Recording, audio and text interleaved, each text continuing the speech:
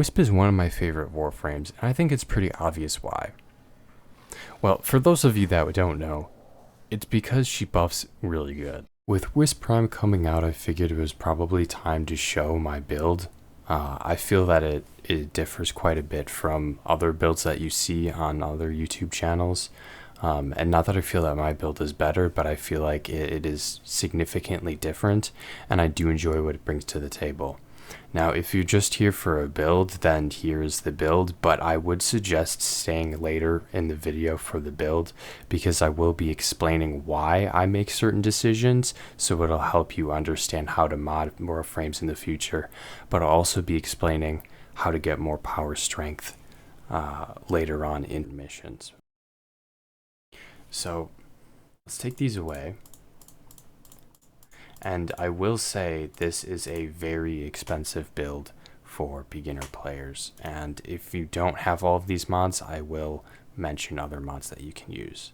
So Wisp is a really interesting Warframe to build for because of the buffs that she gives yourself and other players. And you can kind of abuse those in certain situations to build for more power strength rather than building for something like health or armor.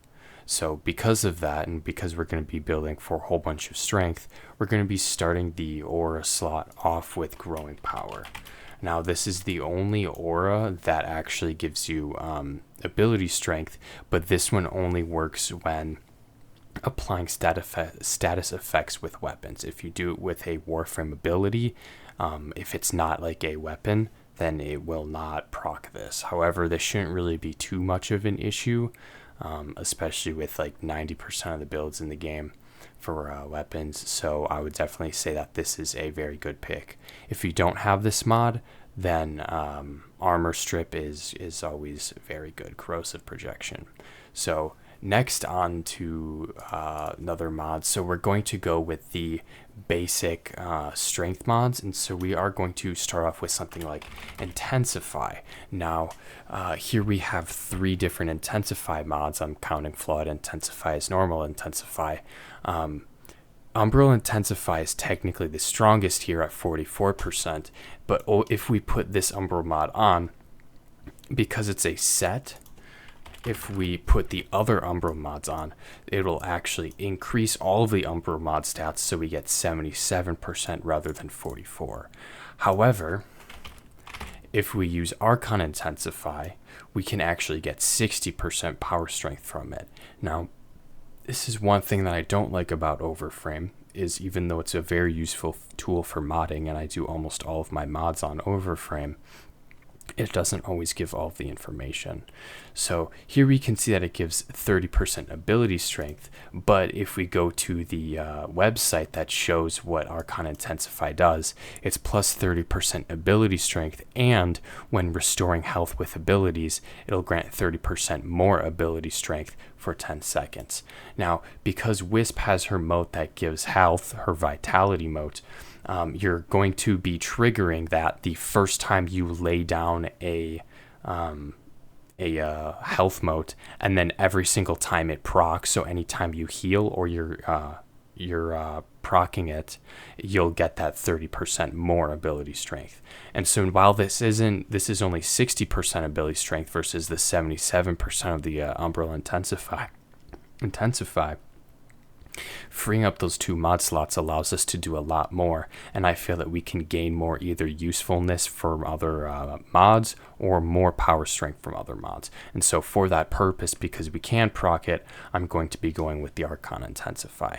Now, this is a pretty steep mod, so if you don't have that, I would say pop on Umbral even for that 44% intensify, and obviously if you don't have that, then just normal intensify would be perfectly fine. So after that, we're going to be going for transient fortitude, and this is simply just more power strength, but it is with minus 27.5% ability duration. Now, this isn't the end of the world, but it's something that we will have to take into consideration later on when we're selecting mods for that go past normal strength. And so following with this, what we're going to go is we're going to add more strength. And so if we just type in strength here, we can see all of the other strength mods, and this is what I really enjoy about Warframe. But the one we're going to be going for is Blind Rage. And so as we can see, it gives us a very nice big number of 99% ability strength, but at cost of minus 55%. Now, again, this is something that we will have to take into consideration later on, but I feel like with something like Wisp, it isn't as big of an issue, because as long as you place down your motes in good places, you're not really going to have to move them around as much. And apart from that, you can use other abilities, but her main kit right now is going to be the Reservoirs. So again, these the ability duration and efficiency are something that we might have to mod for in the future, but for right now, let's just slap on strength and we're good. So here's where we start to switching things up and making decisions on how we actually want to play. So I'm going to add Augur Secrets.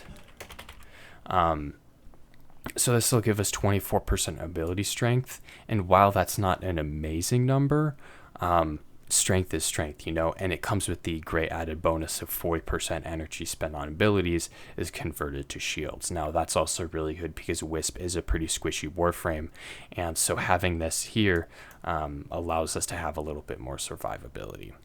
So next is, and this is kind of iffy, is energy conversion. Now what this mod allows you to do is that anytime you pick up an energy orb, it'll grant 50% more energy. Now I don't always like using mods like this where they're conditional, such as Rolling Guard, because I forget that I'm using them. If I slap Rolling Guard onto a Warframe, I always forget that I have it on, I never use it, and now it's a waste of a mod slot. This is pretty passive though, and so while you're not always going to be having it, it is nice to have on there that if you do proc it in the top right corner, you can see that it gives an additional 50%. And personally, I feel like that is very much so worth it. Now, some builds for Wisp use narrow-minded to give a longer duration. Here, let me pull that up. But at the cost of having really, really small motes. And I don't personally like that, as it's really hard to just go in them on accident, and you actually have to search them out. So instead, I'm going to use Arcane Continuity. And again, this says plus 55% ability duration. But if we go over to the Arcane mods here, we're going to see that Arcane Continuity technically does have abilities that inflict a toxin status effect, will also apply corrosive status effect. Now, we aren't actually proccing any toxin status effects with abilities on Wisp, so that is pretty much useless, but it does come with the really nice 55% ability duration. Now, I will say also Primed Continuity does have 55% duration as well, but I just had the Arcane Continuity mod upgraded, and so that's why I'm using this over Primed. Primed will work exactly the same. At normal continuity only gives 30% duration, and so that's why I'm using either of these two mods over normal continuity. Yep, let's see. And so playing Wisp, I believe that if you put your motes in good locations, especially in longer missions rather than more linear missions, that duration is not as much of a necessity because the buff will proc again once it's stepped into, and therefore if we increase the size of the motes, we can make that proccing easier. And so that's something to take note of. However, at this point, I would probably want to put on more duration, just because having that duration is nice, and it's the next logical step. But if you opt for Arcane Stretch, which gives 45% range, you also get the added bonus, if we go over here to Arcane Stretch, that abilities that deal electricity damage restore 2% energy over 5 seconds. So basically you're getting 10 energy total from slapping this mod on here, but it's every time it procs. Now the thing is, the shock mote does indeed proc this, and I've checked all of this stuff, so no need to worry. But every single time that it procs. So it's every 3 seconds you're going to be procking this. So you're going to have an abundant amount of energy, and so having the ability efficiency from Blind Rage going down isn't really going to be much of an issue, if at all. And again, with this worst case scenario, we could put on an Arcane Energize, but using Archon Stretch here frees up one of these slots here so that we can put something else that's better there than Arcane Energize. It should be noted that normal stretch gives the same plus 45% range, but if you don't have Archon Stretch, I would probably suggest opting for something like Augur Message, which is 24% duration, and the bonus of 4% energy used goes to shields. Additionally, you could use Narrow Minded if you're okay with giving up 66% of your range to get 99% duration, but personally, I would rather go with the Augur Message. And last but not least, I'm going to put on Adaptation, and the reason for this mod is Wisp is a very squishy Warframe, and at this point, we could put on some armor, but we can also do that with Arcanes. And so Adaptation is a really, really good way to make sure that you don't die in missions using a single mod slot. So for Arcanes, we're going to be using 2 Arcanes. The first one is going to be Molt Augmented, and this one is for 60% ability strength. The other one that we're going to be using is Arcane Guardian. And so what this does is it gives us a 90% chance to have plus 900 armor for 20 seconds when we are damaged.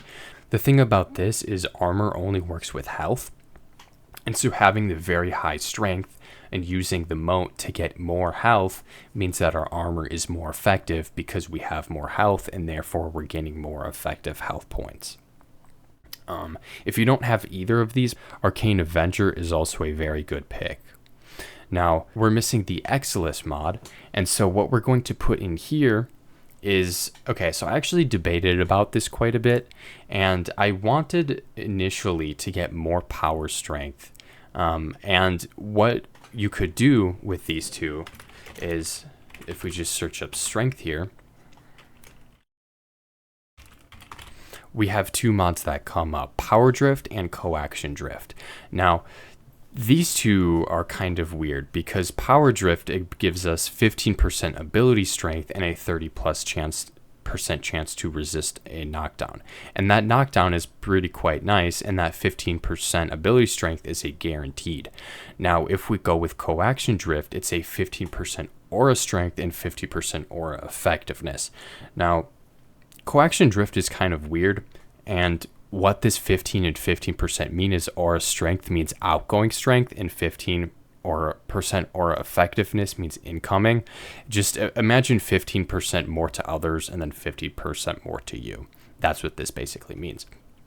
But the reason that Coaction Drift is weird is that if you come to this Coaction Drift aura table, it'll have everything here. Now, we can see with growing power that it does indeed look like it's going up by 15% here, here, here, and here. And so if everybody uses Coaction Drift and growing power, everyone would get a 132.25% increase to their strength. However, we can see that here, the jump would go from 25 to 33 while using this. And so that's only an 8% increase in power strength. And so if we go back to here, 15 is greater than 8. And so therefore, if you wanted the power strength, you would go for Power Drift over Coaction Drift. However, if you had more than 2 people or 2 people using growing power and Coaction Drift, then it would be better to use Coaction Drift rather than Power Drift. However, what I would want to use over this is Fused Reservoir. What this does is it'll add a 4th moat to your moat, and what it does is you can just use that moat and place down that rather than all three individually. Now the nice thing about this is when later on when I talk about increasing your power strength through different methods other than modding, some of that is timed, and it's much easier to place down one thing rather than three things separately. Also with this, it says a maxed fused reservoir gives the effectiveness of all three, and it costs 200% more energy. Now, this number is kind of deceiving because it's not 200% more, as in plus 200%, but it's actually times 200% or just double. And so, as we can see here, at least with this build, the energy cost is 39, and so that would put our actual cost of placing down a fused reservoir at just under 80.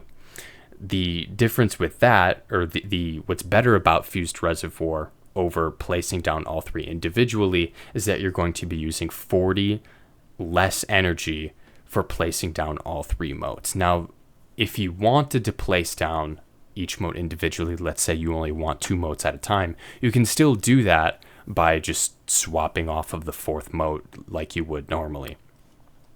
However, if you wanted the 15% ability strength, of course you can put that on here, but honestly I think having fused reservoir on here just makes it a whole lot better.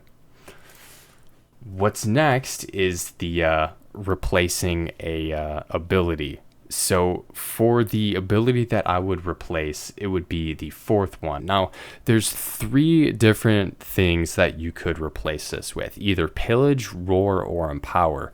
Now, Pillage can armor strip, and the only thing with that is you need to reach a certain power strength to 100% armor strip. With this build, you can definitely 100% armor strip, and also something else with Pillage is that it'll take away shields on Corpus enemies. Also, you get about 1200 overshield while using it, so it can also really help with survivability.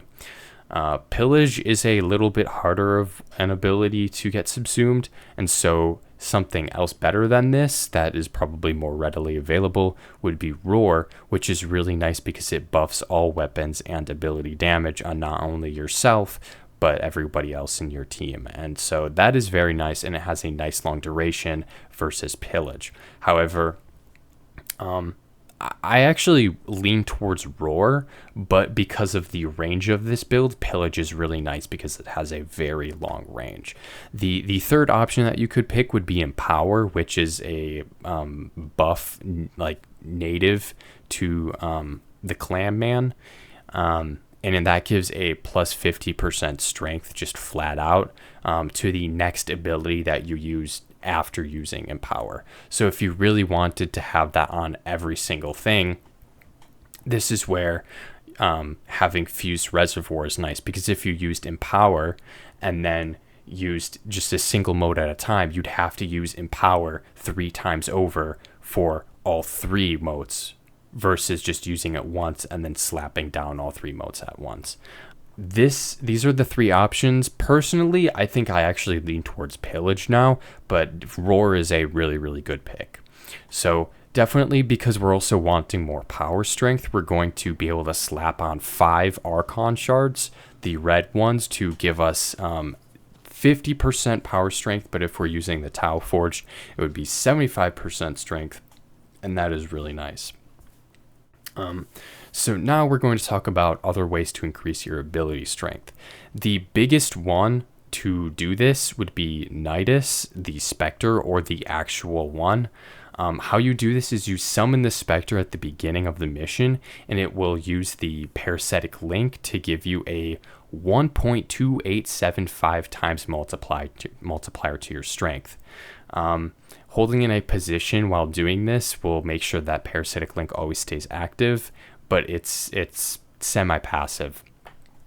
It can break, but if it does, you just go closer to it. And it's a really good way of increasing power strength. And of all of the things to increase power strength, this is the one that will do the most.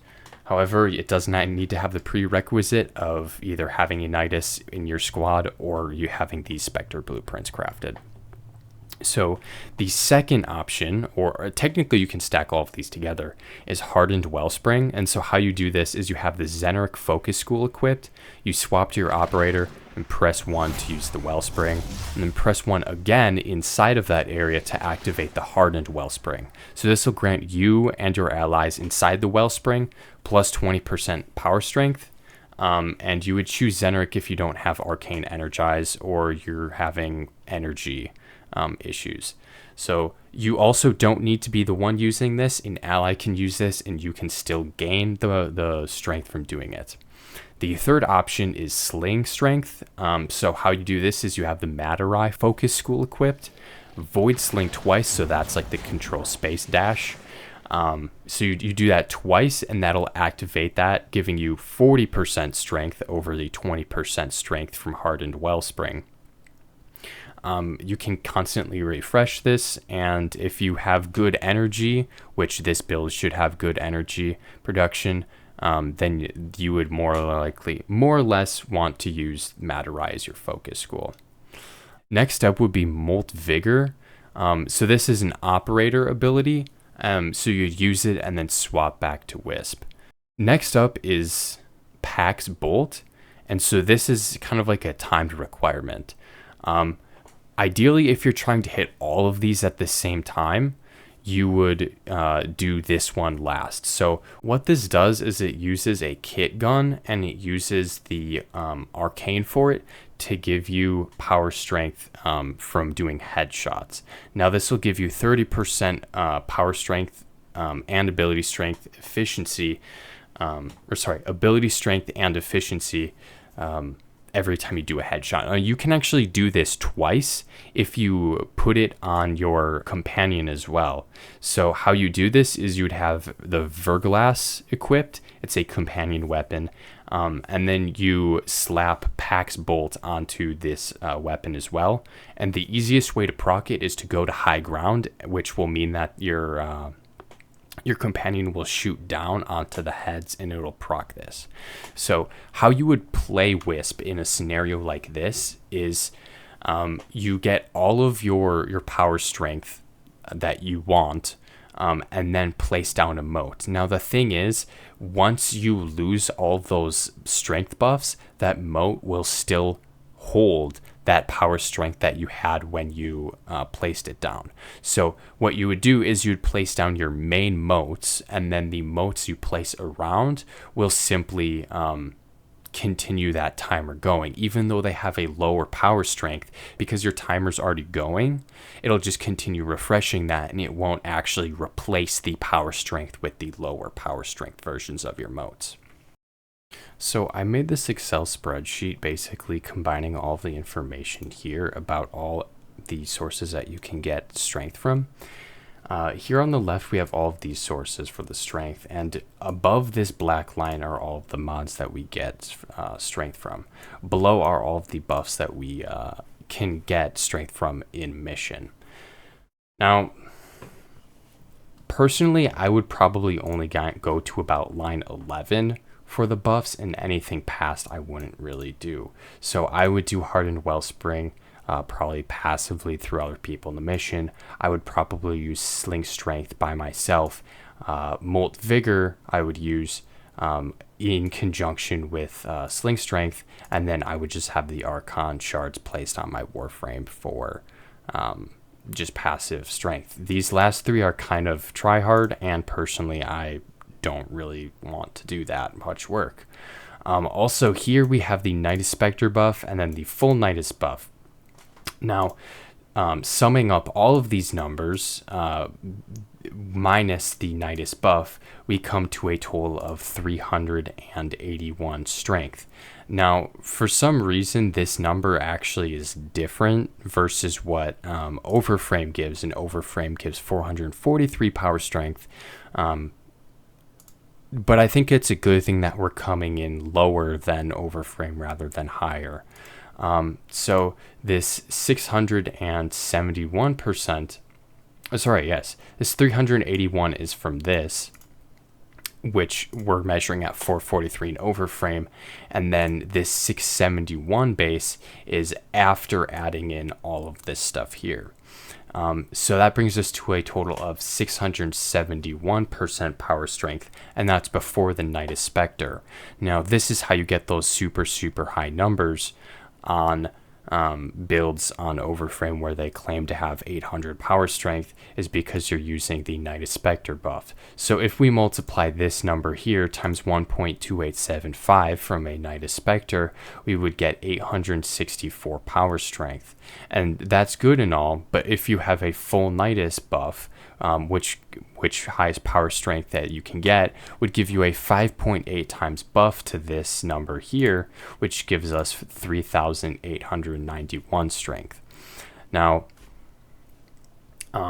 this is all the number that we got here, and this is not using the actual number that we got on Overframe, which I suspect is far more accurate than my calculations. So if we do these same calculations, but with this number here coming from here, and then this number 733 coming from all of the strength places, the 1.2875 Nidus Spectre buff would give us a 973 total power strength, and then with the full Nidus buff from an actual Nidus, not the Spectre, would give us 4,251.4 strength.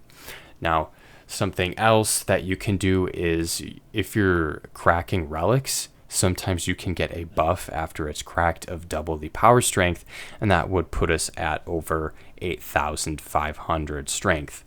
Now, I know in actuality these numbers are pretty crazy, and nobody is actually going to be achieving 1,000 power strength, let alone 4,000. So practically, I would actually probably go around 561 power strength just from going to line 11 here.